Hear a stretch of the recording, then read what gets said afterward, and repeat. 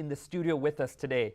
Dr. Major G. Coleman is a law professor at the North Carolina Central University School of Law. He has a PhD in political science from the University of Chicago and a law degree from the University of Maryland. He has practiced law for many years with the federal government and is an expert on the political economy of race, evidence, the scientific method, formal argument, critical thinking, and logic. Let's welcome to Hope at Night, Major Coleman.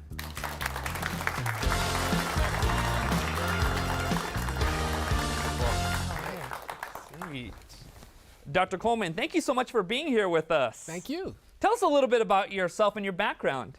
I grew up in New York. I flunked out of high school in New York, and then I went back to school. Wow. Wow. Now, we also have a special guest here with us. Who else do we have here with you? My wife is here with me. Okay, wonderful. Now, where did she just come from? She just came from Brazil. She just flew in from Brazil. Wonderful, wonderful. Now, we've just been hearing the story of Elise and Mark. Now, how in the world did you come into their lives? Tell us about that. I was teaching, it's just as Mark said, I was teaching a class on African American religion, and Mark was there in his freshman year at the State University of New York. What amazed me about him was his intensity. We spent a lot of time talking about the cross of Christ and how the atonement process works. And Mark had no end to questions. In fact, I got tired of him coming to my office. Wow, so he kept asking question after question, wanting to understand and investigate this more. Now, what did you present that was so compelling? Well, the first thing we showed them was how the cross of Christ works and how the salvation process works. And then we also told them that the Bible was true and that they could know and understand the evidence for the Bible. Now, how did the other students feel about what you were presenting? We presented the evidence not only to our classes, we had a university-wide program for the entire 8,000 students on the university campus. Wow, wow. What was the name of the program? We called it the Origin Series. Okay, what did you present? Can you break that down a little bit? Sure, sure. We gave them the evidence that the Bible was true. We also had an evolutionary studies program on campus that was teaching our students that the Bible was myth. And I took it as my personal job to demonstrate that that was not true and to challenge the evolutionary studies program to come forward and meet me in public and sign a document that they would engage in a public debate. We offered them $20,000 if they would come forward, sign the document in front, and I had two cashier's checks, $10,000 each, that we were going to offer them on Saturday morning if they showed up. And I really wanted to give the money away. I'd been trying for 30 years without success. Wow, and what was the response then from the school body with all this that was happening? Well, on Saturday morning when we had our program, and I had my two cashier's checks there, we waited for somebody from the evolutionary studies program to show up, and no one did. No one did. Was Mark there also at that time? Yes, yes. Mark was there every year helping me to set up our back-breaking display. Now, let me ask you a question. With all this that's being presented, was there any issues with the administration or anything like that? Oh, yes, absolutely. The president of the university, who was a trained PhD biologist, took issue with our program, and they published in the student newspaper that they wanted our program to be stopped. What happened? Well, we didn't stop. I wrote a response to that, and I said, we believe in academic freedom. If you have the evidence, come forward and demonstrate it. If you want to shut down our program, there's no better way to do that than to come forward, show that this is mythology, show that the facts are wrong, and certainly I'll be so embarrassed, so humiliated, I wouldn't dare to present this again. What better place to do this than academia? You presented a challenge. You say, hey, look, prove me wrong. I'm willing to admit I'm wrong if you can prove it to me. I said, come forward with all the science that you've got, because I'll be there Saturday morning. Wow.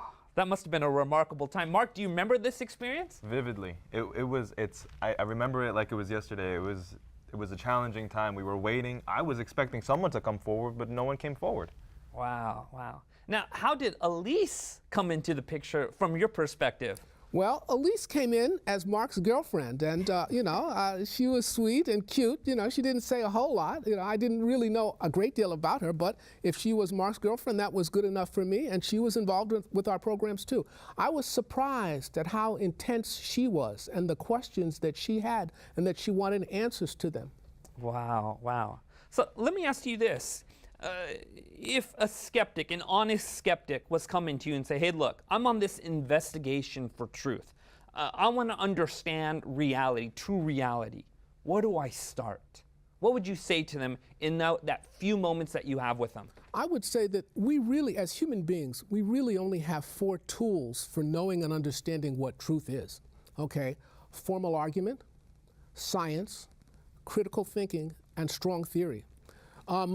Actually, as human beings, there's another way that we can learn truth, and we call that revelation.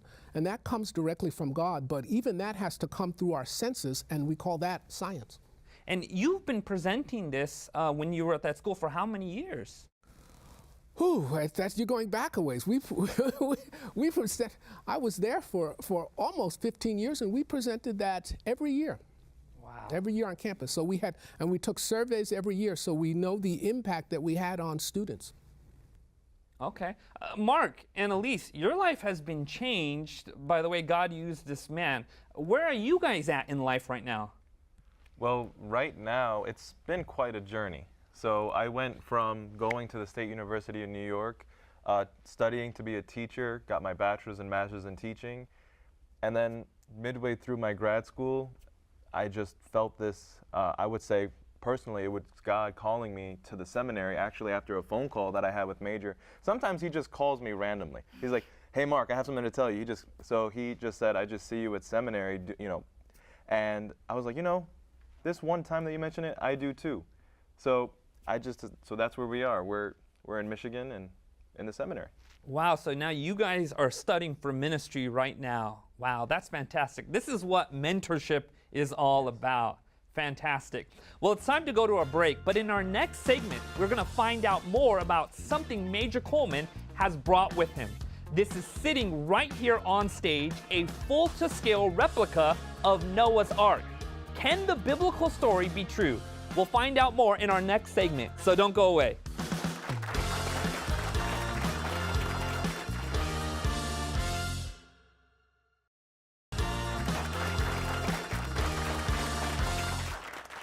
Welcome back to Hope at Night. In our earlier segment, we met Mark and Elise, who recently made the transition from not really believing in God to having a firm belief in Him. We also met Major Coleman, the professor they encountered, who had a major impact on their lives. In this segment, we're going to take a closer look at a story from the Bible, one that has challenged people of faith for centuries, and see if it could possibly be true. Now, Major, I've been itching to get to this. What in the world is this in my stage? This is the largest scale model of Noah's Ark in the world. What's the story behind this thing? Well, I needed a way to show students on a secular campus that the biblical story of creation and Noah's flood was true. And I figured that the best way to do that was to actually build the ark so they could see with their eyes how big it was and that it would easily contain every kind of animal in the world. Professor Coleman, say someone has never ever heard of the story of Noah and the flood. Could you break down for us real quickly what is that story all about? Well, it was after the world had been in existence for 1,656 years, and God decided that because of their wickedness and their violence that He was going to destroy the world. And He ordered Noah to build an ark. And as you can see, that ark was 540 feet long. On its launch platform, it would have stood 100 feet wide and been 100 feet high and been 80 feet wide. And this is its size compared to modern objects that you can see today. The entire flood lasted for over a year, and it covered all the land on the entire planet. Wow. Prior to me becoming a believer in the Bible, I had learned even in Hinduism about the story of a worldwide flood and how a family was preserved during that worldwide flood. Now, I heard this story exists in many different cultures. How do we know that the biblical story is the most accurate story? Okay, well, the best way to test that, again, is with science and understand exactly how the flood happened. Before Noah's flood, there was a subterranean water chamber 60 miles down beneath the Earth's crust, which is 60 miles of granite. That water was under tremendous pressure and increasing temperature until it reached about 1,000 degrees. Once the crust cracked, it burst forth with the power of 1 trillion atomic bombs. Dr. Walter Brown is the one who invented hydroplate theory, and he has shown us exactly how the flood happened. What's so amazing is not that all living life was destroyed. What's so amazing is that 8 people and the animals inside the ark actually survived, and it would take a boat like this for them to survive. So, if I'm hearing this correctly, what you do in your presentations and in your course is you take this replica of a story that's found in the book of Genesis, and you present the reasonableness of this story. Yes, we show that it was actually could work, that it did work. The first boat in the world that was actually built larger than Noah's Ark was probably the most famous ship, and that was the Titanic. It was the first boat that was ever built that was larger than Noah's Ark. And that boat sunk. Yes, and it sunk, but Noah's Ark did not sink. It actually survived. And when you can see this, when I say this is the largest authentic model of Noah's Ark was not made out of lumber. It was made out of hewn logs and put together with wooden posts. The walls were 3 feet thick. Okay, there's no such thing as a 540-foot long tree today. So you cannot build a full-size model of Noah's Ark. This is the largest correct-to-scale model that exists. So I'm sure a lot of skeptics ask you this question, and that is this: wait a minute, all the life that exists in our world today, that's all the animals, that's all the birds, the land animals, yes, all of that came from Noah's Ark. How in the world did God fit all those animals upon this boat? Well, if you look at an encyclopedia of life forms, there are 90 genus forms of life that exist now. The average size, so 90 different kinds. If you count those 90 different kinds of animals and you take the largest species in every genus, by the time you get to the middle one, number 45, you're down to the size of a rat. There were 15,000 animals on the ark, and the average size, even if you include a brachiosaurus, almost 70 feet long, 110,000 pounds, the average size on the animal, of an animal on the size of the ark, was the size of a rat. So Noah could have had 15,000 rat-sized animals and cages on the ark. The total volume of the ark was 2.2 million cubic feet. 15,000 cages, 4 cubic feet, would take up about 25% of the space on the ark. So most of it was empty. Wow, that's incredible. Most of it was empty. And so when Noah's Ark landed in those mountains, what I'm hearing from you is those kinds or those family groups, they went out and they began to multiply and fill the world. Is that correct? Yeah, so if you have different kinds of animals or genus of animals, that is, you can have different species that come from that. So for instance, wolves, coyotes, dingoes, foxes, they are all dogs, okay? Right. So you would only need one type of dog on the ark. That would be 4 dogs, 2 males, 2 females, that could produce all those different species, and the same things with the other animals. Let me ask you this question, which is, why are you so interested in this biblical story as opposed to any other biblical story? Well, that is because, first of all, Jesus believed in the flood model, and it's the basis for the entire authenticity of the Bible. If you can prove that the Genesis story is false, you have destroyed the entire belief system on which Christianity is based. So that's why we use this model to show people that Noah's Ark was real and that the story is true. Well, couldn't the story have been symbolic, metaphor for other kinds of events that took place? How about creation? Couldn't that have been symbolic or metaphorical in the language that's there? Well, it is possible, but when we look at the 4 postulates of creation and we compare them with the 4 postulates of evolution, only the postulates of creation have been observed. Evolution is based on 4 major ideas. None of them have ever been observed. Number 1, that life comes from non-life. We have not one single example of life coming from non-life. Number 2, that all the life forms that we have today came from single-cell life forms. many people do not know that while we do have single-cell life forms that we call bacteria, we have no two-celled life forms. We don't have three-cell life forms. We don't have four-cell life forms. We don't even have five-cell life forms. That is, we go from single-cell bacteria to complex life forms. So there's no evidence that all life comes from single-cell life forms. The third postulate of evolution is that time and chance drive evolution forward, of course, and time works against evolution.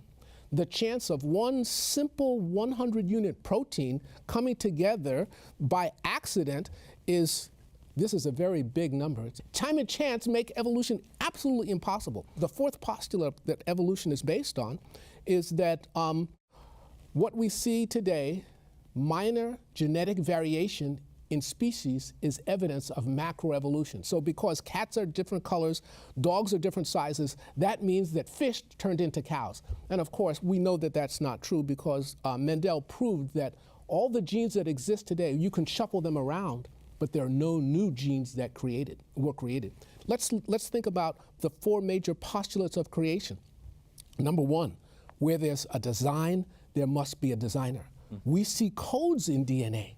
Codes are evidence of intelligence because you have to translate from one language to another. We have not a single example of that happening by accident. Number two, that the Earth, the solar system, the universe, and the galaxy are young, measured in thousands of years, not millions or billions of years. Many times people ask me, they say, well, Major, you believe in a young Earth, a 6,000-year Earth. Can you show me that that's true without using the Bible? And I say, absolutely. What's the oldest living thing on the planet? The oldest living thing on the planet? Trees. How old are the oldest trees? 4,500 years. That takes us back almost exactly to the year of the flood, okay, in 2500 BC. Remarkable. Number two, I'm saying, look at the sky. We call solar nebulae. A solar nebula is what we see from a supernova when a star explodes. It leaves a gas cloud. Because of our radio telescopes that we have now today, we can look deep into space and we can actually count the number of solar nebulae that are there. And how many are there? A supernova takes place about once every 26 years. How many solar nebulae do we have? 6,000 years worth. That's impossible in a universe that is billions and billions of years old.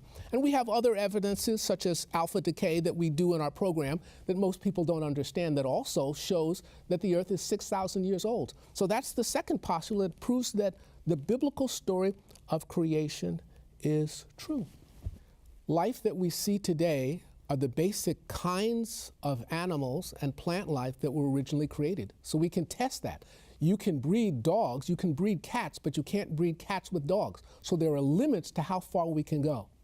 And lastly, that is, Earth experienced a worldwide flood in approximately 2500 BC, 1656 years after the world was created. The world is filled with limestone. Limestone is sedimentary rock. It precipitates out of water. The entire Earth was filled with water. Every mountain chain in the world, including Everest, has sea life on top of that mountain. The mountains rose out of the water, so we know that there was a worldwide flood. Let me pose a question to you, and Mark and Lise, feel free to jump in this. And that is this. Most people who don't believe in God aren't card-carrying members of the Atheist Club. They haven't studied molecular biology. Yes. Why don't they believe in God? What is the struggle there? Neil, I'm going to tell you, that's a very good question. My answer to that is probably because most of them has not actually seen the evidence that supports the Bible. And that is my job, to actually show them. You're right, most people are somewhere drifting, somewhere in the middle. This is a war for ideas. And it's my job to combat these forces of error, particularly in secular campuses, in universities, which is where I work and teach, and show that the evidence supports God's word. God is a God of science. That's fantastic. Mark and Lise, would you like to add to that? I think that even if you're not into all of the science, it's in the media. And it's just like little subtle things here and there. It's just like we grew up watching dinosaur cartoons and just watching Disney Channel. And it's just like, of course the world is billions of years old. And so like when you get introduced to the biblical stories, you're just like, that's myth. That's just like Zeus and Poseidon, or like, okay, maybe there's some reality to it, but that must be metaphor, like you were saying. And why? Because that's just what we grew up on, and that's what we were indoctrinated to believe. Okay, let me pose this question to you guys. Say someone grows up going to a Christian church. Say they have been surrounded by, a church community and pastors who preach sermons. Are there wrong ideas of God that exist? Wrong ideas of the Bible that exist? Well, certainly they do exist, and they exist in church. Many people don't know that some of the largest religious denominations actually support evolutionary theory, and I'm really sorry to hear that. It is important that people test any church that they go to against the Bible to make sure that it is accordance with the truths of the Bible. Jesus believed in the flood story, and he said that he was coming again and it would be just as in the days of Noah. So if Jesus believed it, it's very difficult for me to understand how you could call yourself a Christian if you don't understand or accept the story of Noah's flood and the creation story. And of course, it's important to understand the science that goes along with that. We have to do, as educators, I'm an educator, I have to do a better job in making sure that people understand and that they know the science, that it's not just based on faith. God never asked for blind faith. It's always based on evidence. I really appreciate this discussion. I think what I'm hearing here is that with the evidence that you are presenting, you are providing a space for faith. You are giving people a reason to believe. Yes, and I think that's fantastic. Yes, absolutely. Major Coleman, you see that camera right there? There are people who are watching right now. There are people who are struggling with their faith in God. If you were to look at that camera right there and you were to talk to someone who was struggling, who is maybe a skeptic, someone wrestling with doubt, what would you say to them? I would say, hold on. The evidence is there. God is interested in you. He respects who you are. If you read, if you study, if you seek him with all your heart, you will find him. He has promised you that. The evidence is there, and I am here to help. Wonderful. If someone wanted to find out more about what you're presenting, where would they go? They can go to powerstation.org. That is my website. You can just send me an email, major@powerstation.org, and you can find me. Powerstation.org. That is right, powerstation.org. That's beautiful. Well, it's time to go to a break. But when we come back, we'll get to hear some questions from our live audience for the guests tonight. So don't go away.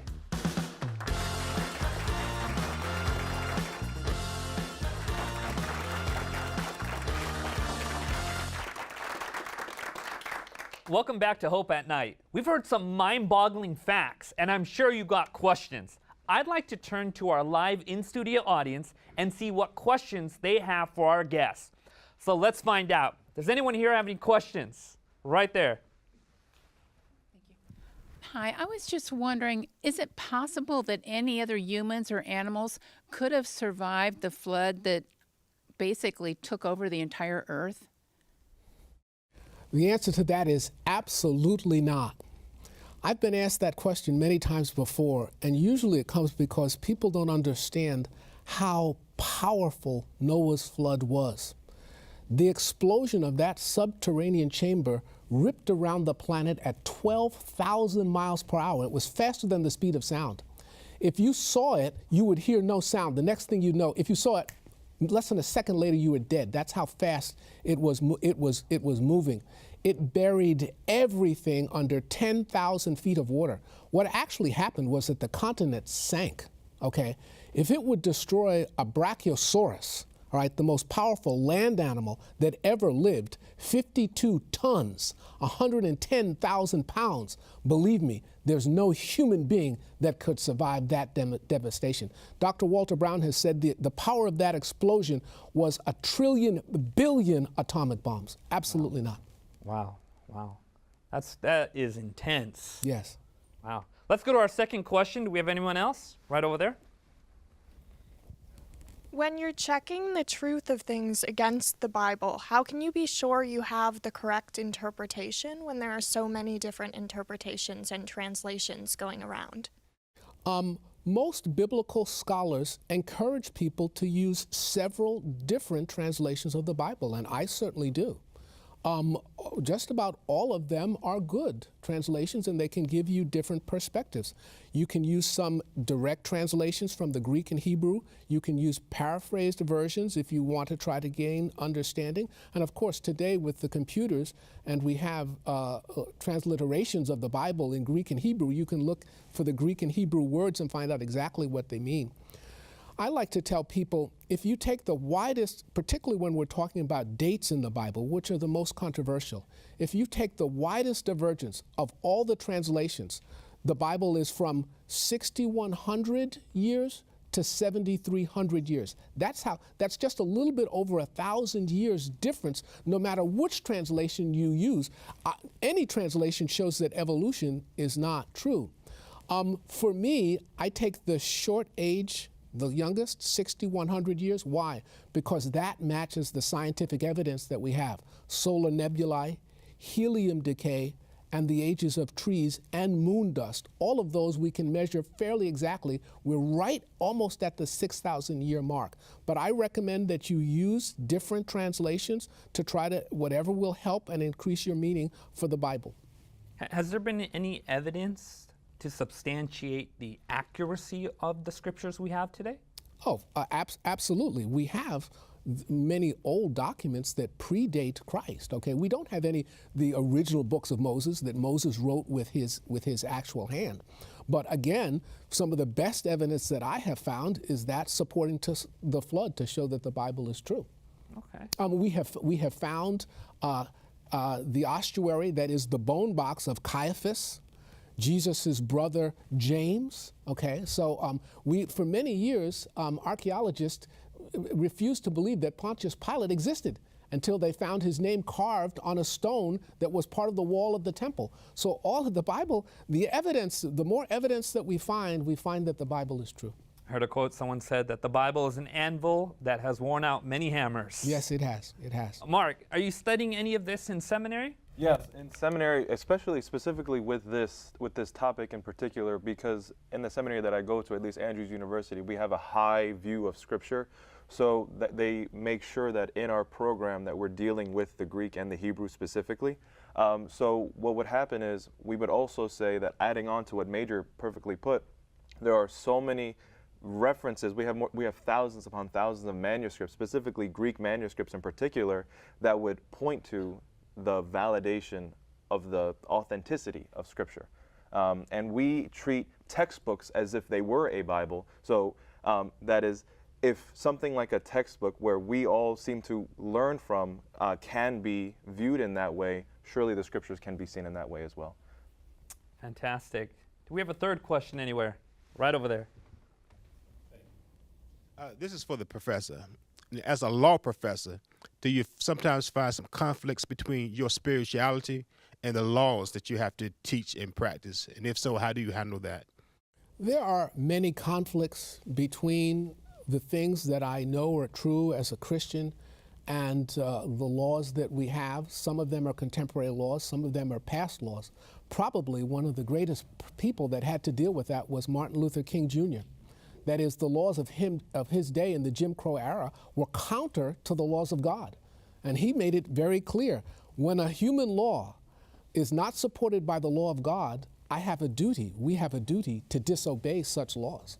Okay, and that's a hard thing to do. It's a hard thing for many people to do. So I teach that to my class. That is, there is a higher law to human law. And what's most important is that we know what those higher laws are. So that's what I teach in my jurisprudence classes.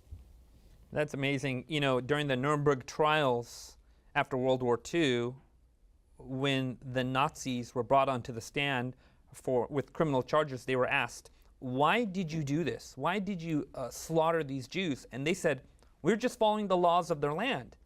But the prosecutors and the court appealed to what they called the higher law. And they said, look, there's a higher law that's above the laws of the land. So that's really remarkable. Yes, I like the way you put that. Martin Luther King Jr., he said, everything that the Nazis did was legal according to their law. Hitler broke no law in Germany. Okay, but that is, there are laws, and then there are God's laws, and we must always obey God rather than men. That's right. All right, do we have another question? Right over there. Were there any insects on the ark? And if so, why did Noah choose to bring them on? Well, now I'm going to have to be honest. We don't have biblical evidence of that, but however, insects are very hardy. And just like the giants of the sea, which you can see here down in front of the ark, the giant Caranosaurus, a Plesiosaurus, blue whales, the giants of the sea were not on the ark, and certainly while many of them died, sufficient survived for them to exist today. So we're probably fairly certain that there were insects on the ark, on the animals at that time, and they survived the flood. Seeds survived the flood. Okay, even though they could have bought them on the ark, a seed can survive in salt water for over a year. Yes, and be carried in the air. Yeah, that's right. That's right. So they survived. Do we have another question? Right over there. So if they were transported, how would you say fish, sharks, dolphins, whales, how are they stored on the ark? One of the things we like to do is we have the largest animal that ever lived, a blue whale, in front of the ark there. A blue whale is about 300,000 pounds, 100 feet long. And you can easily see that if you had the desire, if you were crazy enough to do it, you could actually fit 4 full-size blue whales on the ark. There'd be no real reason to take a full-size blue whale on the ark for 2 reasons. Number one, it can survive in the water. And number two, if you wanted to take a blue whale on the ark, why would you take a full-size one? That is, it'll die sooner, even though they live to be 90 years. You would take a small one, okay, and that would save space. You can see here on the top of our ark, we have a full-size Brachiosaurus, and right beneath it, we have a baby Brachiosaurus. A full-size Brachiosaurus is 110,000 pounds, all right, 50 tons.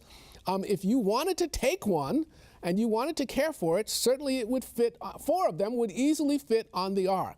And it would only take up 0.3% of the volume of the ark, a full-size Brachiosaurus. But again, it will die sooner. It has lots of waste. Why take a full-size one when you can take a baby? You can see how small. It's about the size of a large cow, a baby Brachiosaurus. So you wouldn't need to take the giants of the sea, the giant Caranosaurus. Which is probably what was described in Job as the Leviathan. You wouldn't have to take a Brachiosaurus, which again described in Job, probably the behemoth with a tail like a cedar. You wouldn't have to take the giants of the sea on the ark, and the giants of the land you could take as babies if you just wanted to conserve space. And all of the animals, all of their food, all of their water fit on the first deck of the ark. The other 2 decks were empty. Major Coleman, but where are dinosaurs mentioned in the Bible? Well, I just mentioned that in Job. That is, we have Behemoth. It says that he had a tail like a cedar. He says he has bones like bronze and legs like iron. And I'm saying that certainly looks pretty close to a Brachiosaurus to me. The Leviathan, in Job it says, can you put a hook in its nose? Can you capture it with a harpoon? It says its scales are like iron. And you can see the size. If you look at a Caranosaurus down there low on the ark, you can see its size compared to a human being. It could swallow you, right, in one gulp, all right? Probably wouldn't even have to chew. So they were and the equivalent size of a Brachiosaurus. So there are not only dinosaurs mentioned in the Bible, but we have post-biblical descriptions of dinosaurs, all right? And we even have not petrified dinosaur bones, we have mummified dinosaurs that we have found. That is, where it's still skin. So they absolutely had to be, the giants of the land had to be on the ark. That's different from saying that all of the different genus of dinosaurs were on the ark. That doesn't mean that, but certainly some of them were, because we have evidences after the flood that they survived. The lack of vegetation probably is why they went extinct after the flood. Wow, that's remarkable. It helps you recognize that the story of Noah is very much a reasonable story, yes, based upon all the evidence that's being found. I think we got time for one more question. Right there. Yes, I was just wondering, how did the animals that were on the ark, what made them not be able to eat Noah and his family? Like, how did that stop? It says after the flood that Noah and his family. Now you have to get all these animals out of the ark, and of course they were very powerful and very fierce, and Noah was afraid of them. That's why God put the fear of man in all of the animals. So there was danger of that, and of course we have an example of a full-size cage that would have been on the ark. Probably after the flood, the animals were so anxious to get off of that they didn't have time for Noah.